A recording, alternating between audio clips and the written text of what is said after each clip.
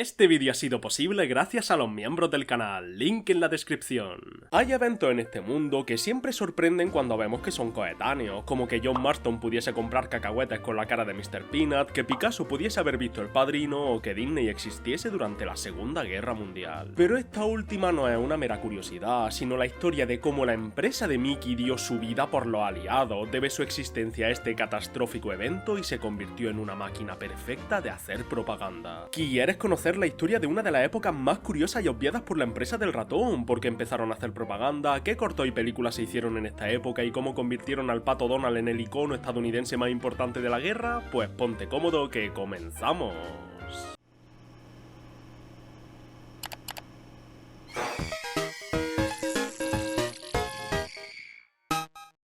Marty McFly en el nuevo pase de temporada del Fortnite, que mejor que comprarlo con el código Retroflama. Para entender cómo acabamos en esta situación, tenemos que viajar alrededor de 80 años al pasado, a 1940, y ver cómo le iba a nivel monetario a Disney, que para que nos situemos se fundó en 1923, o sea que llevaba apenas 17 años existiendo y habían pasado 3 años desde su primera película completa. Blancanieves fue un absoluto exitazo, generando muchísimo dinero y convirtiéndose en uno de los iconos más grandes del momento, pero por aquel entonces la empresa tenía una manía complicada, y es que daba igual lo que generase su última película, lo utilizaban íntegramente para hacer la siguiente. Esto significaba que si una película había sido un exitazo, la siguiente tendría un presupuesto enorme, pero también hacía que si en algún momento una película de la cadena fallaba, estábamos todos fastidiados, porque al viejo Walt no le gustaba nada ahorrar. El gran hit de 1940 fue Pinocho, un clásico famoso a más no poder, con 2 Oscar, una nota de 100 en Rotten Tomatoes y que estoy seguro de que muchos pensáis que fue un éxito en taquilla. Pero originalmente los números que hizo fueron paupérrimos, hecho que tenía una explicación simple: la guerra. De manera oficial se considera el 1 de septiembre de 1939 como la fecha en la que estalló la Segunda Guerra Mundial, y por lo tanto la película perdió completamente todo el público europeo y asiático que estaba ocupado invadiendo, siendo invadido y por desgracia haciendo cosas de guerra. Lo que nos lleva a 1941, cuando se estrenó otro peliculón que no puedo describir con otra palabra que no sea mágica: Fantasía, uno de mis clásicos favoritos.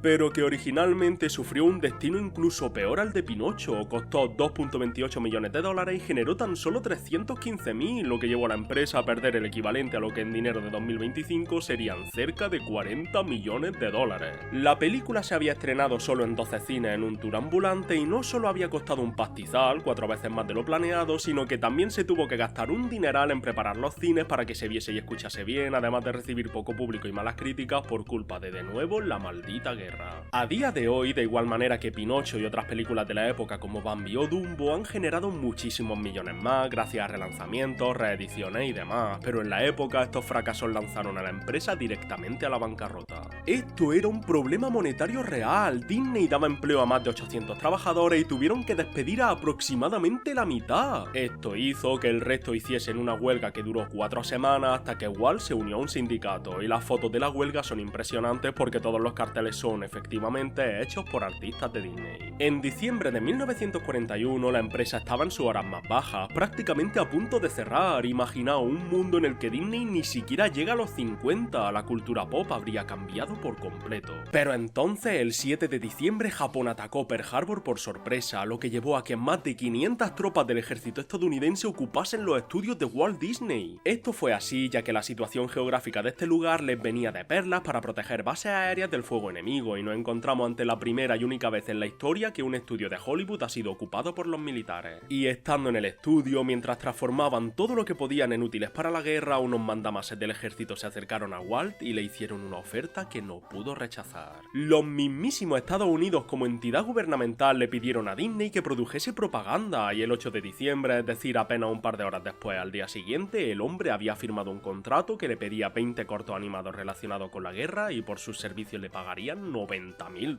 Esto salía a $4.500 por corto, muchísimo más de lo que sus cortos animados solían recaudar, cortos que además costaban muchísimo menos dinero a la hora de producir, por lo que era una victoria absoluta para Disney. En cuanto este contrato se hizo vigente, otras ramas del ejército como la Armada, el Departamento de Agricultura o el Departamento del Tesoro también quisieron tajada y le ofrecieron sendos contratos para que hiciese más propaganda, todo a un suculento precio. El dinero que la empresa generó gracias a la propaganda se considera el motivo por el que la empresa sigue en pie a día de hoy, lo que lo salvó de la bancarrota, por lo que si los japoneses no hubiesen atacado atacados nos habríamos quedado sin High School Musical. Pa' pensar. Pero esto no se hacía solo por dinero. Walt era un ferviente patriota estadounidense y utilizaría todo lo que tenía en sus manos para ayudar a subir la moral de su gente y para que la guerra tuviese una victoria yankee en cabeza. Así que visto el contexto y cómo empezó todo, veamos ahora cómo era la propaganda de Disney y qué tipos de cortos e imágenes se lanzaron. ¡Al lío! Vamos a ver cortos y largometrajes con marcada carga política, símbolos, gestos e imaginería bélica, pero para empezar quiero comentar dos películas que a primera vista no parecen propaganda militar, pero que se crearon con esta intención, las mitiquísimas Saludos amigos y Los Tres Caballeros.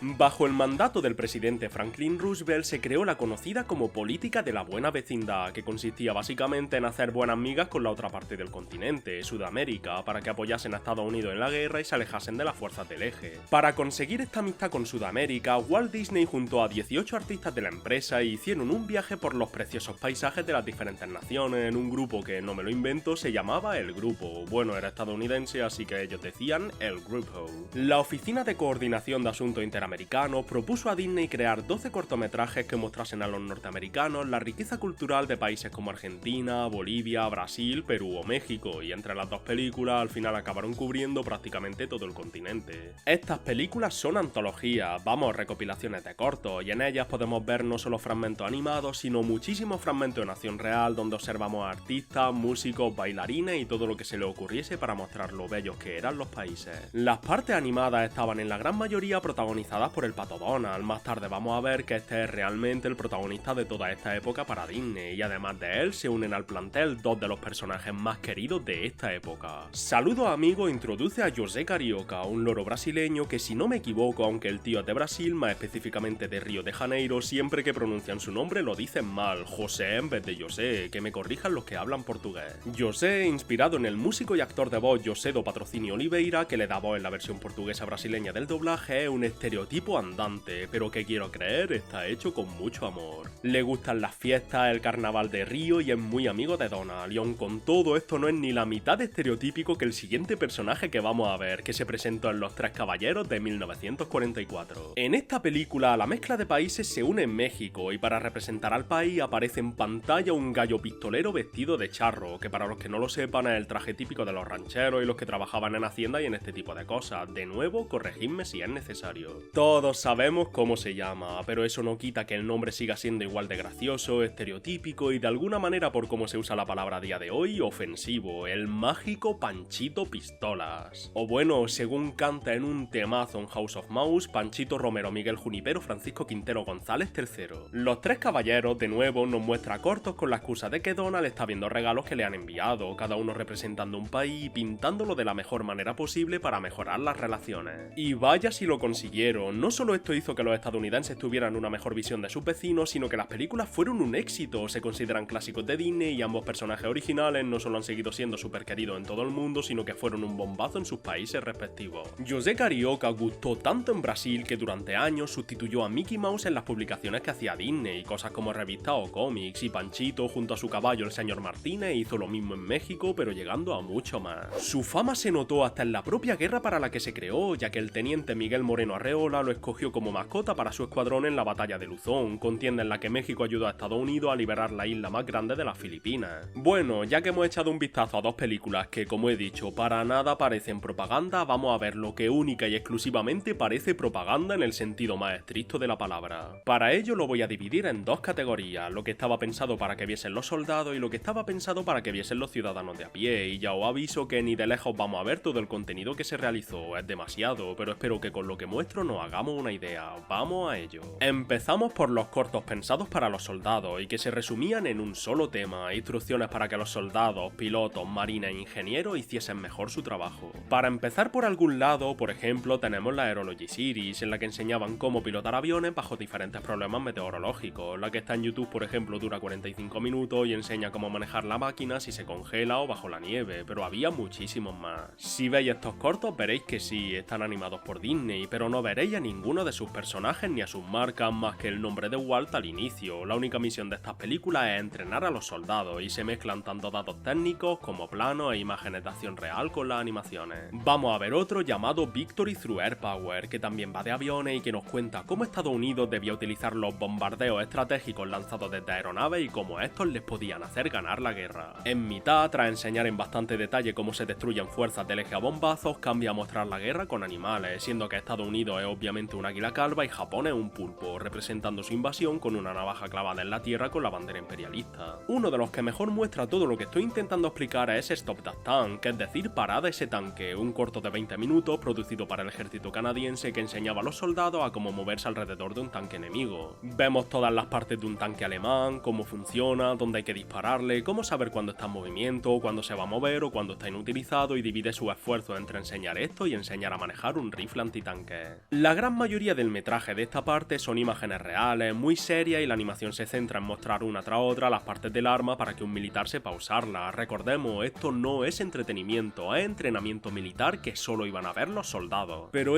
aunque no salga goofy, no deja de tener el toque de Disney en el diseño del soldado que maneja el rifle animado, el mismísimo diablo que aparece un par de veces y, como no, Hitler, líder de la fuerza alemana, que vamos a ver caricaturizado más veces de las que podéis contar. Y para que os quede aún más claro, el anterior al menos tenía caricatura y algunos tenían chistes, pero en 1942 se lanzó Four Methods of Flash Riveting, un corto de 10 minutos que muestra única y específicamente cómo hacer partes de aviones, tan útil como aburrido. Estos cortos, al ser producidos para un público tan específico y con una función muy clara, no estaban para nada pensados para ser distribuidos a nivel masivo ni para que los viese nadie, y por lo tanto hay una absoluta barbaridad de metraje de este estilo que está prácticamente perdido para siempre, y el poco que tenemos es de muy difícil acceso. Visto esto, ahora vamos con la chicha, con lo que considero más interesante de todo este tema, la propaganda pensada para el ciudadano de a pie, los cortos que sí que estaban pensados para ser distribuidos y que pretendían animar a los ciudadanos normales y corrientes, además de hacer que las ideas de los aliados calasen en sus cabezas. Como esto debía atraer la atención de las personas y no los soldados, y no valía con simplemente enseñarles a utilizar una llave inglesa, en este metraje Disney sí que utiliza todo su catálogo de personajes, humor, animación clásica y demás, lo que nos deja cortos súper interesantes.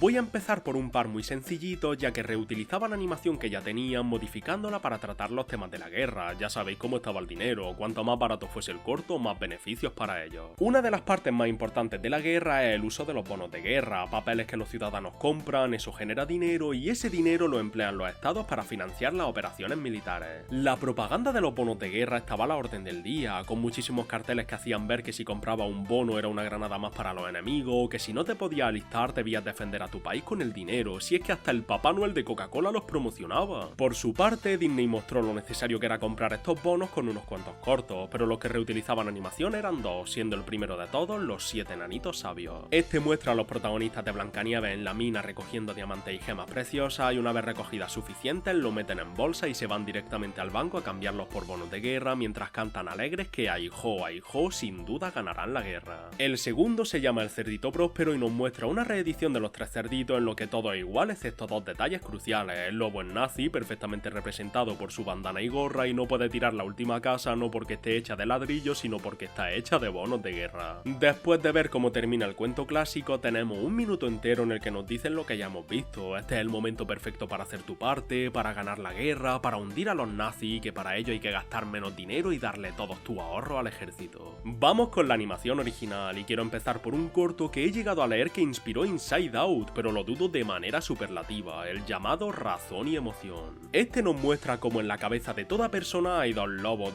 dos personitas, una trajeada y con gafas y otra con ropa cavernícola, que representan a la razón y a la emoción respectivamente y que nos ayudan a analizar el mundo. Empieza muy normal, con 5 minutos del humor más desternillante de 1943, como hombres diciendo que hay que ir a por las mujeres que ven por la calle y que a ellas les gustan los duros, o mujeres llorando porque van a engordar y no las va a querer nadie. El corto se esfuerza en demostrar que esto que acabo de decir es causa de emociones descontroladas y que puede llevarnos a cosas negativas, y que en momentos como este en el que estamos en guerra hay que controlar las emociones. Es aquí cuando vemos otra nueva caricatura de Hitler mientras escuchamos que su discurso de odio mata a la razón y que nos deja solo con la emoción descontrolada, utilizando mentiras, miedo y todo lo que pueda inventarse. Entonces nos enseña la mente de un superhombre nazi que no tiene un aspecto muy adulador, y vemos como en la cabeza de este ario personaje la razón está completamente dominada por la emoción, que lo ha dejado atado en un campo de concentración y se cree todo lo que dice su Führer. El final, como todos lo imagináis, vemos la cabeza de un piloto americano que tiene un perfecto balance entre razón y emoción, y que con las emociones completamente controladas podremos terminar el trabajo que se nos ha indicado y ganar la guerra. En un estilo muy parecido y en el mismo año tenemos el conocido como Educación para la Muerte, mensaje, que de nuevo quiere hacernos ver cómo la propaganda alemana destruye la vida de los que están bajo la dictadura de Hitler y cómo no debemos caer en sus mentiras si no queremos acabar como Hans. Hans es el protagonista de este corto, un niño pequeño al que le lavan el cerebro, le hacen ver que Hitler es su ídolo y que al final, sin ni un solo ápice de risa o de esperanza, se convierte en lo que el gobierno quiere, un supersoldado que solo sabe hacer lo que los nazis le indican. Este corto es impresionante, vale que tenemos muchos momentos humorísticos como Hitler en brillante armadura salvando a una mujer borracha y gorda que representa a Alemania o al profesor del régimen liándola porque no le dicen lo que quiere oír, pero el metraje final es espeluznante. La guerra, el fuego, los personajes sin personalidad ni cambio de diseño porque son meros peones, los gritos, la arma, es una propaganda muy eficaz porque de verdad que consigue lo que quiere, pone imágenes chocantes en tu cerebro que sin duda alguna te van a hacer ver a Alemania como el enemigo máximo del planeta entero. Para ver personajes mucho más conocidos, veamos el corto de La sartén al frente de batalla de 1942, que tiene como protagonista a Minnie y a Pluto, y que tiene un mensaje muy sencillo y que yo no había escuchado en la vida, pero se ve que en época de guerra era crucial que los ciudadanos lo supiesen.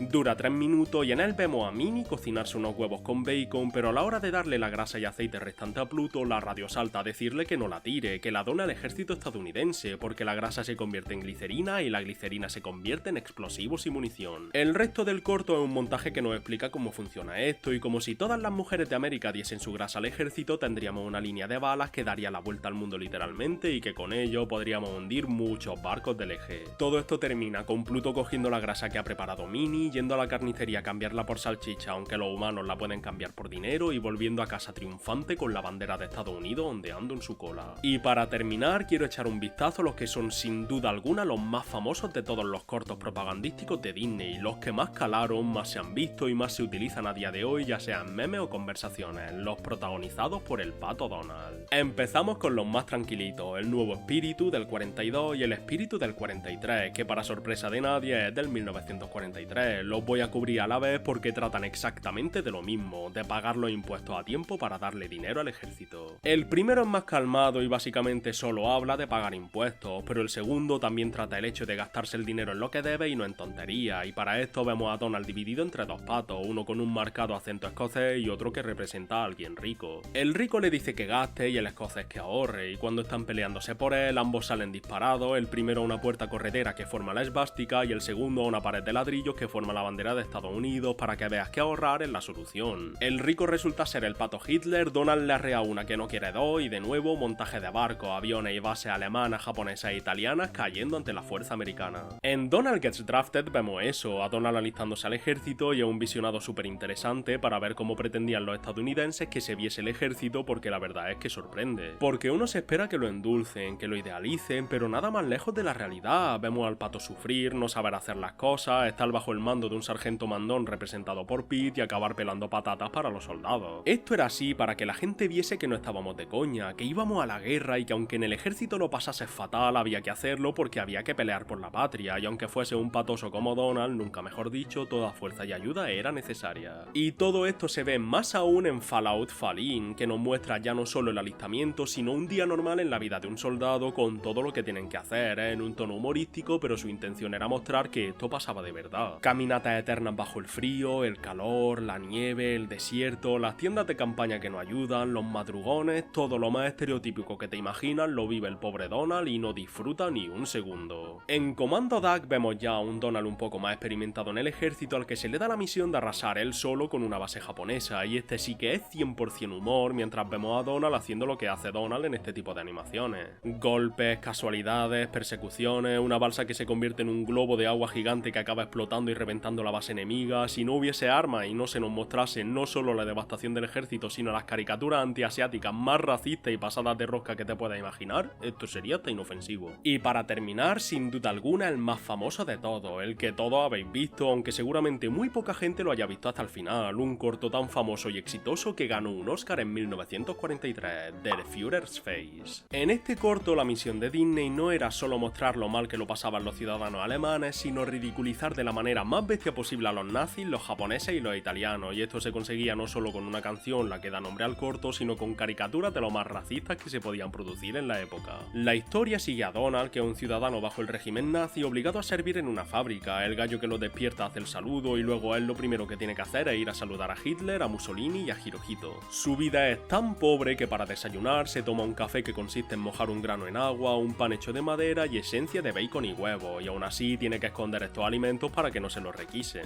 Después se lee el Mein Kampf y va a una fábrica a montar balas, hasta la salida del vapor hace el saludo. Esto es muy original, pero bueno, ¿qué esperar de la gente que hizo que una serpiente se cruzase de brazos? Esta escena es muy graciosa porque hay un punto en el que empiezan a aparecer cuadros de Hitler en la cinta y bueno, dejo que lo veáis por vosotros mismos porque escuchar a Donald decir esto no tiene pérdida.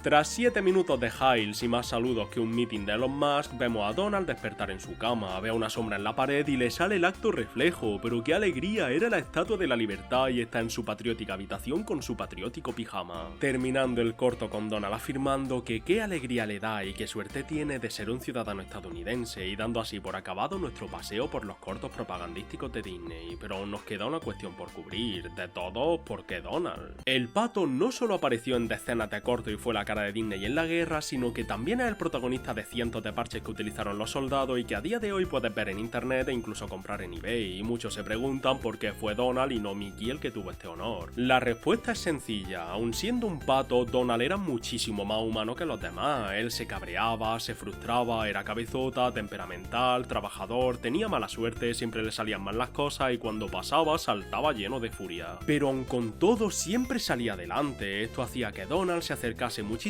más al ciudadano de a pie y al soldado medio, que tenían todos estos defectos, tenían miedo y querían pegarle un puñetazo al primer nazi que viesen justo como hacía él. Mickey, en cambio, era perfecto, un símbolo corporativo, no era humano, era una mascota, por eso aparece una sola vez en todos estos cortos y es en un cuadro representando a un soldado impoluto, bien trajeado y armado, el ideal máximo. Y lo muestran únicamente así por lo que he comentado, Disney no quería que la imagen de mascota del ratón desapareciese y por ello cuando toca mostrarlo a él de soldado lo tienen en un cuadro inmóvil, perfecto y sin participar en la acción. Mientras que a Donald lo muestran en las trincheras hasta el cuello y peleando directamente con el enemigo, puesto uno al lado del otro, nadie se habría identificado con Mickey. Además, puede que sorprenda, pero en los años 30 el pato era más popular que Mickey, aparecía muchísimo más corto y era más gracioso por eso mismo, porque podían hacer con él lo que les diese la gana y vaya si lo hicieron. El 2 de septiembre de 1945, tras 6 años que cambiaron a la humanidad para siempre, la guerra terminó con una victoria aliada y tras esto Disney tuvo bastantes problemas para recuperar la imagen que se tenía de ella.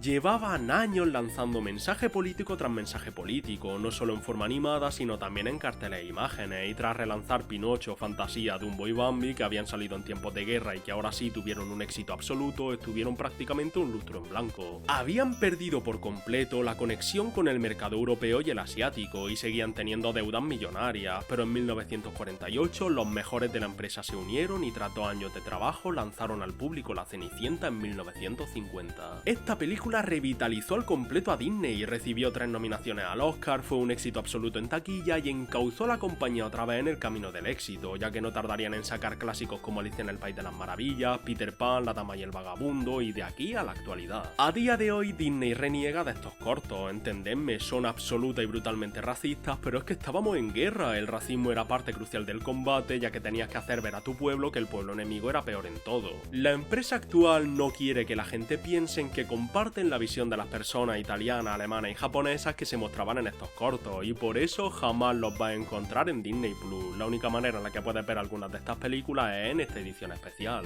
Los tesoros de Walt Disney en la línea de frente, que comenta los años de guerra y aún así no están ni la mitad, y que antes que cada uno de los cortos que hay pone un mensaje que comenta que aunque Disney ya no está de acuerdo con algunas de las representaciones racistas de los cortos, lo ha dejado sin modificar por motivos de conservación. En mi humilde opinión creo que esta es la mejor manera de tratar el tema, algo que también han hecho los Looney Tunes en algunas ocasiones con sus dibujos más antiguos, sabiendo que algunas partes de los cortos son muy racistas, estereotípicos o problemáticos, pero entendiendo de dónde vienen y no queriendo borrar la historia, ya que si la borrásemos no podríamos aprender de ella. Y con eso creo que hemos repasado de buena manera todo lo que rodeó a Disney en estos años, y de de verdad que me fascina. Todo lo que he mostrado está en YouTube, si os interesa ir a echarle un vistazo, porque ver a estos personajes en estos escenarios es algo que a día de hoy no veríamos ni en sueños. Por lo que solo queda decir que si os ha gustado el vídeo, decídmelo en los comentarios, porque este tema aún no ha terminado y entre otros, Bugs Bunny también tiene mucho que opinar sobre estos asuntos. Y hasta aquí el vídeo de hoy. Espero de verdad que no me censuren el vídeo, ni me salte copyright, ni nada. Este es uno de los vídeos que más peligro tiene de eso que he hecho, así que recemos para que YouTube sea benevolente. Antes de la despedida, dar gracias, como no, a los miembros del canal que han conseguido que convierta esto en un trabajo, los fans de los retro, a los maestros de los retro secret de Seventeen Colossus, de TDI, George Profile, Exalted Philly, Patata, Banda, Yellow Jester, Kenichi, Marlagraña, Areiku, Bran Borges, Abrafel, Blue Jester, Kyokito, Bri, el legendario, Ponce 245 y Draculara. Y en especial a los que se echan el canal a la espalda, una gracia inmensa a los adictos a los retro RPG, Narlet Atlit, Elian, Sirigi, Gregorio, Macalami, Mamigolilla, Matín Nicolás Barreiro, Dapper, Gian, El Cortociclón, Nachito Meza, Iván Malarde, Coita V, Aleto 911, Blanc, Retro Gamer, JTS, Bot Queen, Octavio Maurio, Leviano y Trombón, El Dennis Idiota, Señor Robot, Bluehul, Nico, André Morales, Gato Naranjero, El Reg Fan, Suix, El Bartolomeo 173, Kimi Liendro, José Carlos Camacho, Radis 69, Pa, Diego, Pablo Lorenzo, Sabaini, Tapa, Nadia Pastelito, Choque 2, Sami, Lucio Allende, Valentín Balompié, 11.510, Rubén Guzmán, Nido, Rafa 2048, J515, Ale Severino, Manteca de Cacao, Camesmaz, Tobias Leiva, Clocket, Salmon Tiroide, Franz, Giro 16, Irving, Tarancabla, GameMaker, Isanjero, Arian Gamer, Yankee Miart,